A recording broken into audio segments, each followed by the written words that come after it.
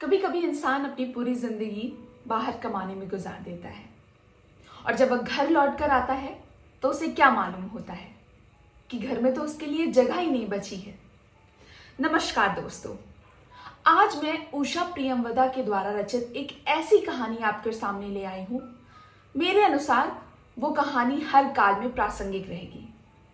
इस कहानी के साथ हर वर्ग का व्यक्ति एक जुड़ाव महसूस कर सकता है, फिर चाहे वह किशोर हो, युवा हो या वयस्क हो। ये कहानी है वापसी। बिना देरी के शुरू करते हैं। गजाधर बाबू ने कमरे में जमा सामान पर एक नजर दौड़ाई।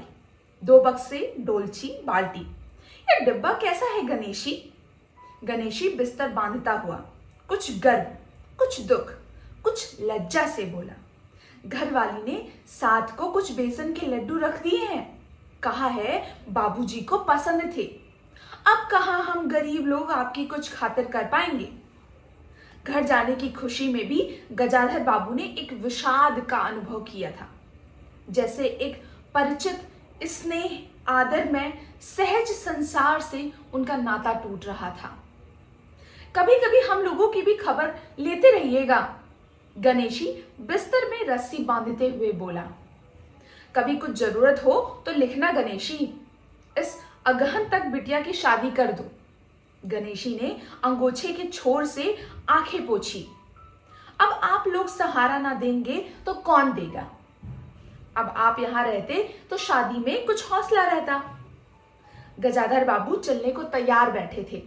रेलवे क्वार्टर का वह कमरा जिसमें उन्होंने कितने वर्ष बिताए थे, उनका सामान हट जाने से कुरूप और नग्न लग रहा था। आंगन में रोपे पौधे भी जान पहचान के लोग ले गए थे और जगह जगह मिट्टी बिखरी हुई थी। पर पत्नी बाल बच्चों के साथ रहने की कल्पना में या बिछो एक दुर्बल लहर की तरह उठकर विलीन हो गया था। गजाधर बाबू खुश थे, बहुत खुश। 35 साल की नौकरी के बाद वह रिटायर होकर घर जा रहे थे। इन वर्षों में अधिकांश समय उन्होंने अकेले रहकर काटा था। उन अकेले क्षणों में उन्होंने इसी समय की कल्पना की थी जब वह अपने परिवार के साथ रह सकेंगे। इसी आशा के सहारे वह अपने अभाव का बोझ ढो रहे थे। संसार की दृष्टि से उनका जीवन सफल कहा जा सकता था। उन्होंने शहर में एक मकान बनवा लिया था। बड़े लड़के अमर और लड़की कांति की शादी भी कर दी थी। 2 बच्चे ऊंची कक्षाओं में पढ़ रहे थे। गजाधर बाबू नौकरी के कारण प्रायः छोटे स्टेशनों पर रहे और उनके बच्चे तथा पत्नी शहर में, जिससे पढ़ाई में बाधा ना हो। गजाधर बाबू स्वभाव से बहुत स्नेही व्यक्ति थे और स्नेह के आकांक्षी थे। जब परिवार साथ था, ड्यूटी से लौटकर बच्चों से हंसते खेलते, पत्नी से कुछ मनोविनोद करती। उन सब के चले जाने से उनके जीवन में गहन सूनापन भर उठा। खाली क्षणों में उनसे घर में टिका ना जाता। कभी प्रकृति के ना होने पर भी उन्हें पत्नी की स्नेहपूर्ण बातें याद आती रहती। दोपहर में गर्मी होने पर भी 2 बजे तक आग जलाए रहती और मना करने पर भी थोड़ा सा कुछ और थाली में परोस देती और बड़े प्यार से आग्रह करती। जब वह थक हारे बाहर से आते तो उनकी आहट पर वह रसोई के द्वार पर निकल जाती और उनकी सलज्ज आंखें मुस्कुरा उठती। गजाधर बाबू को तब हर छोटी बात भी याद आती और उदास हो उठते। अब कितने वर्षों बाद वह अवसर आया था जब वह फिर उसी स्नेह और आदर के मध्य रहने जा रहे थे। टोपी उतारकर गजाधर बाबू ने चारपाई पर रख दी, जूते खोलकर नीचे खिसका दिए। अंदर से रह रहकर कह कहो की आवाज आ रही थी। इतवार का दिन था और उनके सब बच्चे इकट्ठे होकर नाश्ता कर रहे थे। गजाधर बाबू के सूखे होठों पर स्निग्ध मुस्कान आ गई। उसी तरह मुस्कुराते हुए वह बिना खांसे अंदर चले आए।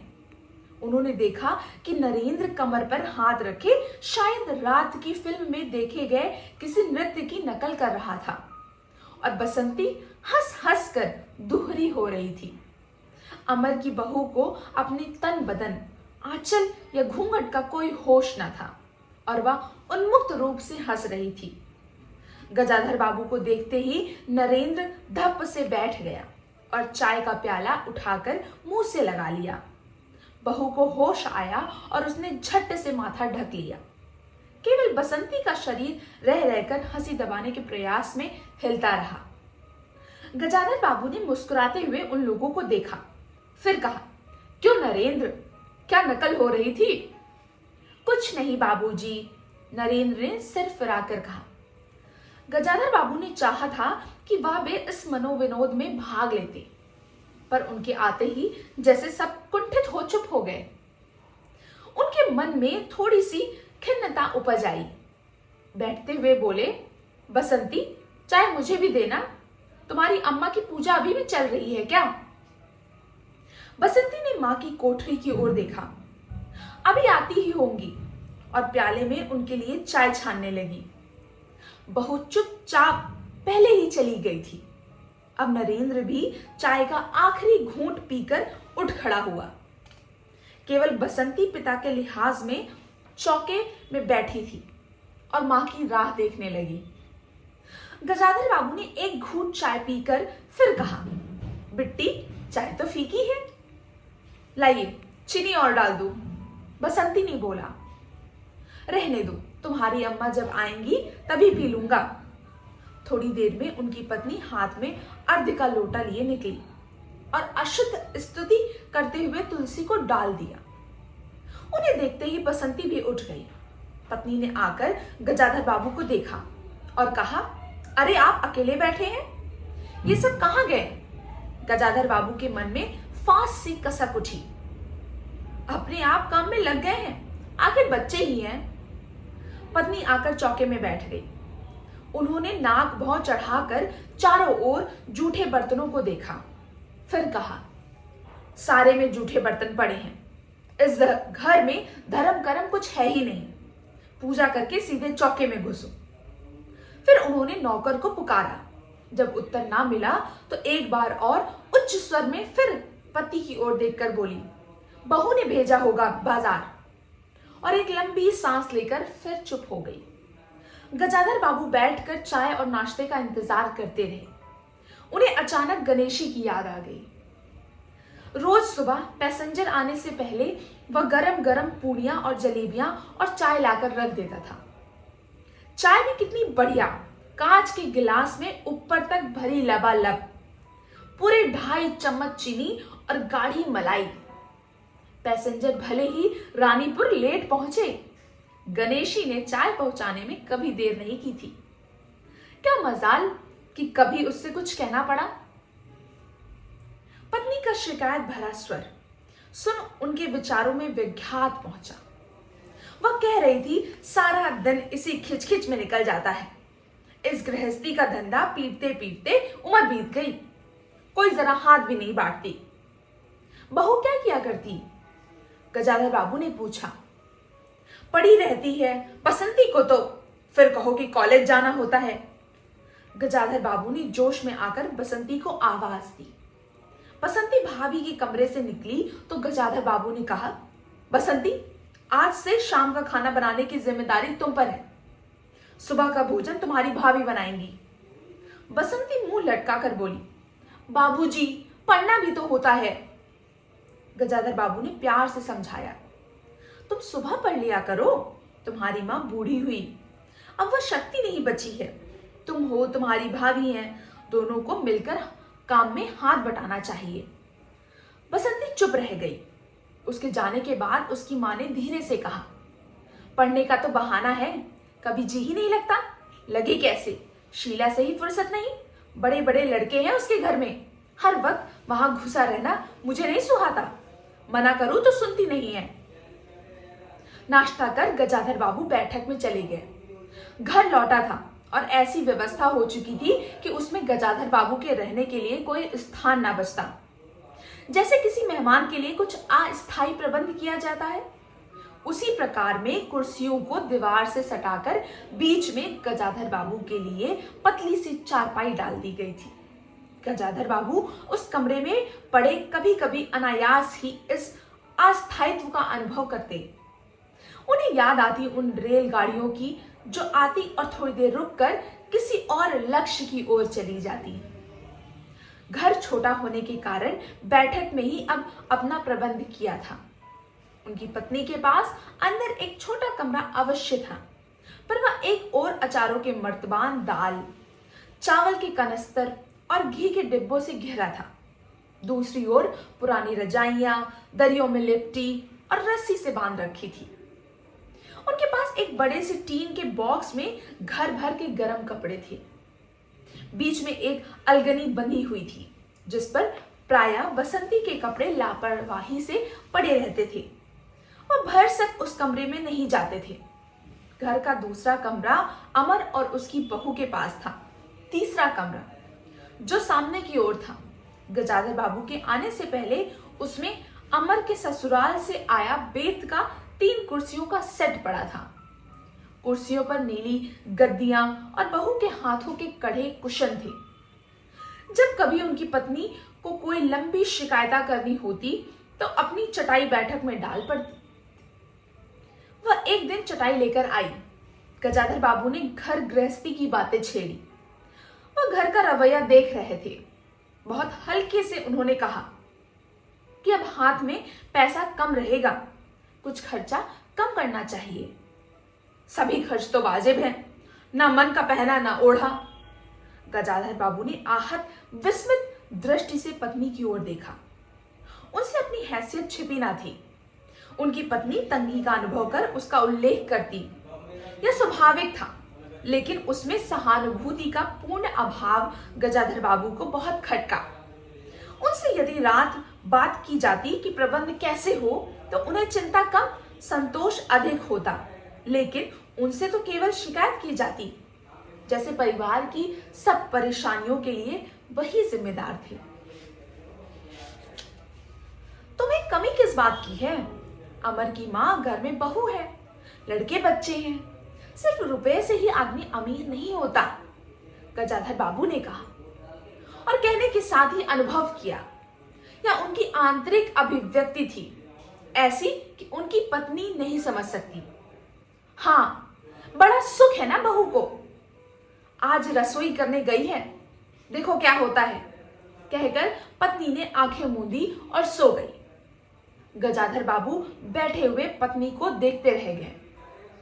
यही थी क्या पत्नी, जिसके हाथों के कोमल स्पर्श, जिसकी मुस्कान की याद में उन्होंने संपूर्ण जीवन काट दिया था।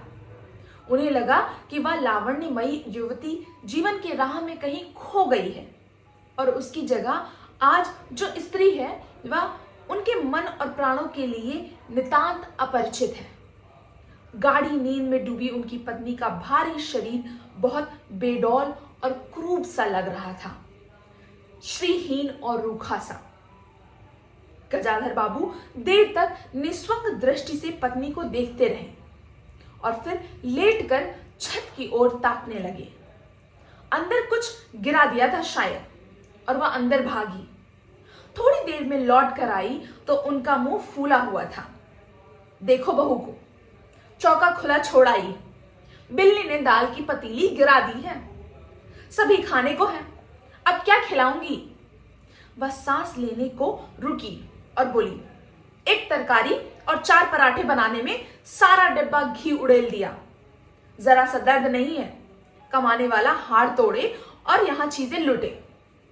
मुझे तो मालूम था कि यह सब काम किसी के बस का नहीं है। गजाधर बाबू को लगा कि पत्नी कुछ और रात का भोजन बसंती ने जानबूझकर ऐसे बनाया था कि कौर तक निगला ना जा सके। गजाधर बाबू चुपचाप खाकर उठ गए।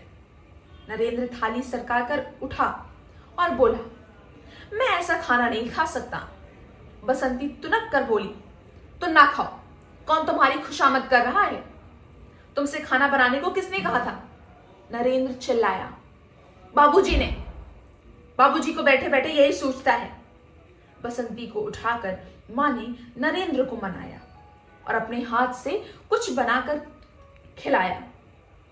गजाधर बाबू ने बाद में पत्नी से कहा, इतनी बड़ी लड़की हो गई और उसे खाना बनाने तक का सहूर नहीं है। अरे आता सब कुछ है, करना नहीं चाहती है, पत्नी ने उत्तर दिया। अगली शाम को माँ को रसोई में देख कपड़े बदलकर बसंती बाहर आई तो बैठक में गजाधर बाबू ने टोक दिया, कहाँ जा रही हो? पड़ोस में शीला के घर। बसंती ने कहा, कोई जरूरत नहीं है, अंदर जाकर पढ़ो। गजाधर बाबू ने कड़े स्वर में कहा। कुछ देर अनिश्चित खड़े रहकर बसंती अंदर चली गई। गजाधर बाबू शाम को रोज टहलने चले जाते थे। लौट कर आए तो पत्नी ने कहा, क्या कह दिया बसंती से? शाम से मुंह लपेटे खड़ी है, खाना भी नहीं खाया है। गजाधर बाबू खिन्न हो आए। पत्नी की बात का उन्होंने उत्तर नहीं दिया। उन्होंने मन में निश्चय कर लिया कि बसंती की शादी जल्दी कर देनी है। उस दिन के बाद बसंती पिता से बची बची रहने लगी। जाना हो तो पिछवाड़े से जाती।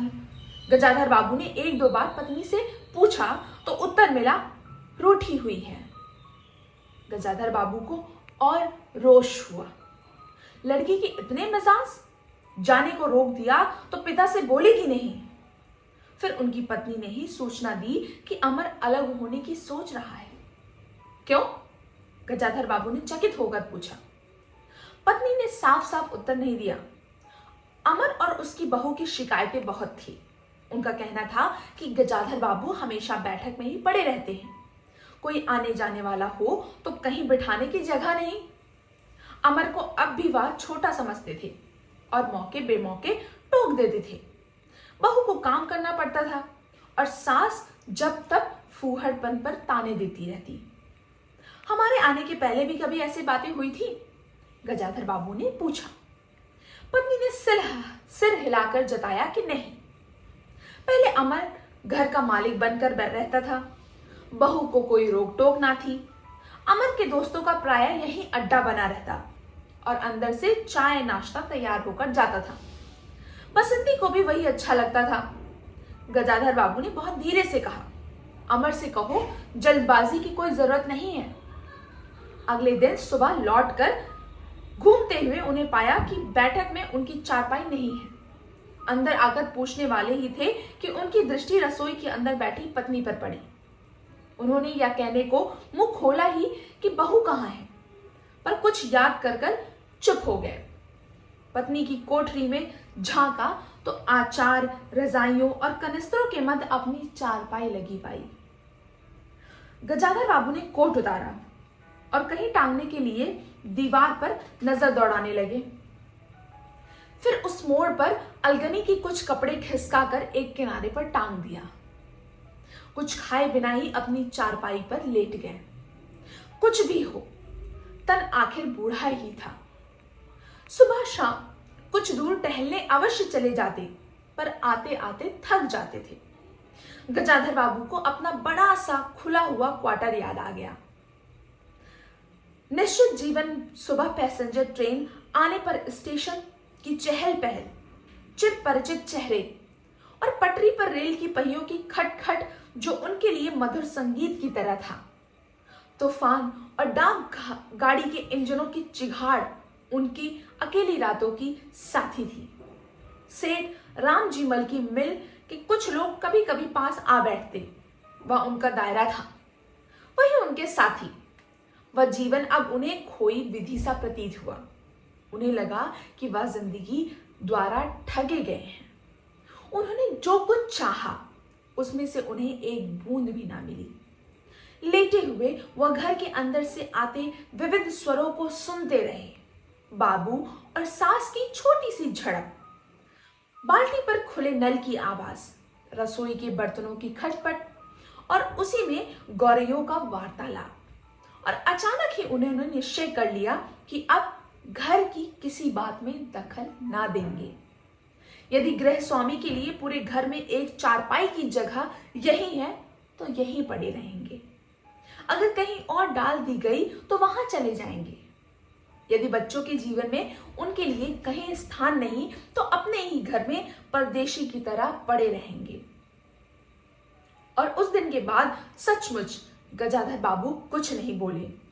नरेंद्र मांगने आया तो उसे बिना कारण रुपए दे दिए।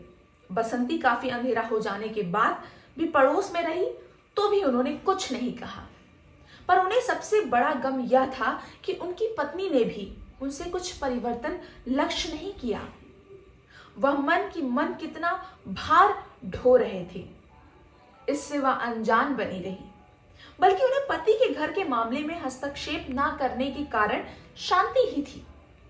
कभी कभी कह भी उठती, ठीक ही है, आप बीच में ना पड़ा कीजिए, बच्चे बड़े हो गए हैं, हमारा जो कर्तव्य था कर रहे हैं, पढ़ा रहे हैं, शादी कर देंगे। गजाधर बाबू ने आहत दृष्टि से पत्नी को देखा। उन्होंने अनुभव किया कि वह पत्नी और बच्चों के लिए केवल धनोपार्जन का निमित्त मात्र है। जिस व्यक्ति के अस्तित्व से पत्नी मांग में सिंदूर डालने की अधिकारी है, समाज में उसकी प्रतिष्ठा है, उसके सामने वह 2 वक्त का भोजन की थाली रख देने से सारे कर्तव्यों से छुट्टी पा जाती है। वह घी और चीनी के डब्बों में इतना रमी हुई है कि अब वही उनकी पूर्ण दुनिया बन गई है। गजाधर बाबू उनके जीवन के केंद्र नहीं हो सकते। उन्हें अब बेटी की शादी के लिए भी उत्साह बुझ गया है।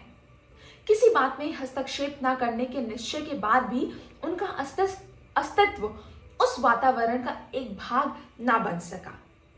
उनकी उपस्थिति उस घर में ऐसी असंगत लगने लगी थी जैसे सजी हुई बैठक में उनकी चारपाई थी। उनकी सारी खुशी एक गहरी उदासीनता में डूब गई। इतने सब निश्चयों के बावजूद भी गजाधर बाबू एक दिन बीच में दखल दे ही बैठे। पत्नी स्वभाव अनुसार नौकर की शिकायत कर रही थी, कितना कामचोर है, बाजार की हर चीज में पैसा बनाता है, खाना खाने बैठता है तो खाता ही चला जाता है। गजाधर बाबू को बराबर यह महसूस होता रहता था कि उनके रहन सहन और खर्च उनकी हैसियत से कहीं ज्यादा है। पत्नी की बात सुनकर लगा कि नौकर का खर्च बिल्कुल बेकार है, छोटा मोटा काम है, घर में 3 मर्द हैं, कोई ना कोई कर ही देगा। उन्होंने उसी दिन नौकर का हिसाब कर दिया। अमर दफ्तर से आया तो नौकर को पुकारने लगा। अमर की बहू बोली, बाबूजी ने नौकर छुड़ा दिया है। क्यों? कहते हैं खर्च बहुत है। यह वार्तालाप बहुत सीधा सा था, पर जिस टोन में बहू बोली गजाधर बाबू को खटक गया। उस दिन जी भारी होने के कारण गजाधर बाबू टहलने नहीं गए थे। अलसाई में उठकर बत्ती भी नहीं जलाई। इस बात से बेखबर नरेंद्र मां से कहने लगा, अम्मा तुम बाबूजी से कहती क्यों नहीं? बैठे बिठाए कुछ नहीं तो नौकर ही छुड़ा दिया। अगर बाबूजी यह समझे कि मैं साइकिल पर गेहूं रख आटा पिसाने जाऊंगा तो मुझसे ये नहीं होगा। हाँ अम्मा, बसंती का स्वर था। मैं कॉलेज भी जाऊं, लौटकर घर भी झाड़ू भी लगाऊं, या मेरे बस की बात नहीं है। बूढ़े आदमी हैं, अमर भुनभुनाया। चुपचाप पड़े रहें, हर चीज में दखल क्यों देते हैं? पत्नी ने बड़े व्यंग से कहा। और कुछ नहीं सूझा तो तुम्हारी बहू को ही चौके में भेज दिया। वह बन गई तो 15 दिन का राशन 5 दिन में बनाकर रख दिया। बहू कुछ कहे इससे पहले वह चौके में घुस गई। कुछ देर में अपनी कोठरी में आई और बिजली जलाई तो गजाधर बाबू को लेटे देखे बड़ी सिटपिटाई।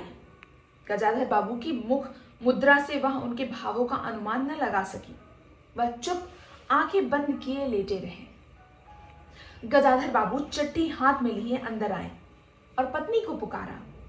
वह भीगे हाथ लिए निकली और आंचल से पोंछते हुई पास आ खड़ी हुई। गजाधर बाबू बिना किसी भूमिका के कहा, मुझे सेठ रामजी मल की चीनी मिल में नौकरी मिल गई। खाली बैठे रहने से 2-4 पैसे घर में आए वही अच्छा है। उन्होंने तो पहले ही कहा था। मैंने मना कर दिया था। फिर कुछ रुक कर जैसी बुझी हुई आग में एक चिंगारी चमक उठे, उन्होंने धीमे स्वर में कहा, मैंने सोचा था बरसों तुम सबसे अलग रहने के बाद अवकाश पाकर परिवार के साथ रहूंगा। खैर परसों जाना है, तुम भी चलोगी? मैं? पत्नी ने सकबका कर कहा, मैं चलूंगी तो यहां कौन क्या करेगा? इतनी बड़ी गृहस्थी है, फिर सयानी लड़की। बात बीच में काटकर गजाधर बाबू ने हताश स्वर में कहा, ठीक है तुम यहीं रहो, मैंने तो ऐसे ही कहा था, और गहरे मौन में डूब गए। नरेंद्र ने बड़ी तत्परता से बिस्तर बांधा और रिक्शा बुला लाया। गजाधर बाबू का टीन का बॉक्स और पतला सा बिस्तर उस पर रख दिया गया। नाश्ते के लिए लड्डू और मठरी की दलिया हाथ में लिए गजाधर बाबू रिक्शे में बैठ गए। एक दृष्टि उन्होंने अपने परिवार पर डाली और फिर दूसरी ओर देखने लगे। रिक्शा चल पड़ा। जाने के बाद सब अंदर लौट आए। बहू ने अमर से पूछा, सिनेमा चलिएगा ना? बसंती ने उछल कर कहा, भैया हमें भी। गजाधर बाबू की पत्नी सीधे चौके में चली गई। बची हुई मछलियों को कटोरी दान में रखकर अपने कमरे में ले आई और कनिस्तरों के पास रख दिया। फिर बाहर आकर कहा, अरे नरेंद्र, बाबूजी की चारपाई कमरे से निकाल दे, उसमें चलने तक को जगह नहीं बची है। यह कहानी थी वापसी। उषा प्रियमवदा जी ने इस कहानी के माध्यम से एक व्यक्ति जो 35 वर्ष अपने जीवन के अपने घर के जीविका के लिए दे देता है, वह जब अपने रिटायरमेंट के बाद घर इस उम्मीद से आता है कि अब उसे अपनी पत्नी से स्नेह मिलेगा, वह कुछ समय अपने बच्चों के साथ बिताएगा, पर ठीक उसके विपरीत होता है। उसे रह रहकर गणेशी और उसकी पत्नी के द्वारा दिए गए स्नेह और आदर की याद आती है। वह अनुभव करता है कि किस प्रकार वह जिंदगी भर जिन लोगों के लिए कमाता रहा, उनसे उन्हें वह आदर, वह प्रेम, वह स्नेह ना मिल सका, और वह अजनबी लोग जिनके लिए उसने कभी कुछ ना किया, उनसे इतना अथाह प्रेम, इतना सम्मान मिला। हमारे जीवन में भी कुछ इसी तरह की घटनाएं होती हैं। आपके क्या विचार है इस कहानी पर? कमेंट में जरूर साझा करें।